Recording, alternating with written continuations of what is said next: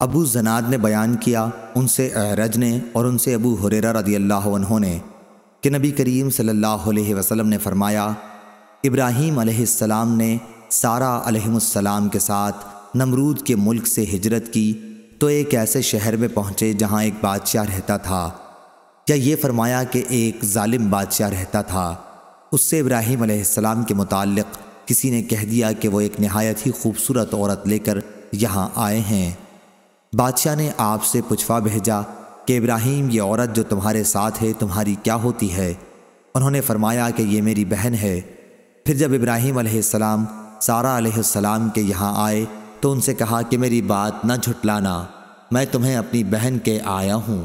خدا کی قسم، آج روئے زمین پر میرے اور تمہارے سوا کوئی مومن نہیں ہے۔ چنانچہ آپ نے سارہ علیہ السلام کو بادشاہ کے یہاں بھیجا، یا بادشاہ حضرت سارہ علیہ السلام کے پاس گیا۔ اس وقت حضرت سارہ علیہ السلام وضو کر کے نماز پڑھنے کھڑی ہو گئی تھیں۔ انہوں نے اللہ کے حضور میں یہ دعا کی کہ اے اللہ، اگر میں تجھ پر اور تیرے رسول ابراہیم علیہ السلام پر ایمان رکھتی ہوں، اور اگر میں نے اپنے شوہر کے سوا اپنی شرمگاہ کی حفاظت کی ہے تو مجھ پر ایک کافر کو مسلط نہ کر۔ اتنے میں وہ بادشاہ تھرایا اور اس کا پاؤں زمین میں دھس گیا۔ اعرج نے کہا کہ ابو سلمہ بن عبد الرحمن نے بیان کیا ان سے ابو ہریرہ رضی اللہ عنہ نے بیان کیا کہ حضرت سارہ علیہ السلام نے اللہ کے حضور میں دعا کی کہ اے اللہ، اگر یہ مر گیا تو لوگ کہیں گے کہ اسی نے مارا ہے۔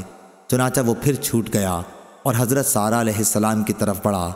حضرت سارہ علیہ السلام وضو کر کے پھر نماز پڑھنے لگی تھیں اور یہ دعا کرتی جاتی تھیں، اے اللہ، اگر میں تجھ پر اور تیرے رسول پر ایمان رکھتی ہوں اور اپنے شوہر حضرت ابراہیم علیہ السلام کے سوا اور ہر موقع پر میں نے اپنی شرمگاہ کی حفاظت کی ہے تو مجھ پر اس کافر کو مسلط نہ کر۔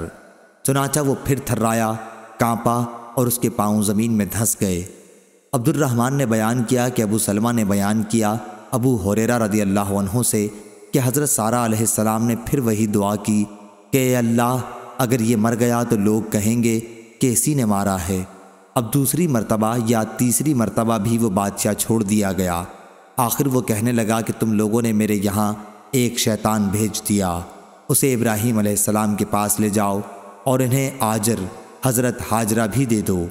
پھر حضرت سارہ علیہ السلام ابراہیم علیہ السلام کے پاس آئیں اور ان سے کہا کہ دیکھتے نہیں اللہ نے کافر کو کس طرح ذلیل کیا اور ساتھ میں ایک لڑکی بھی دلوا دی۔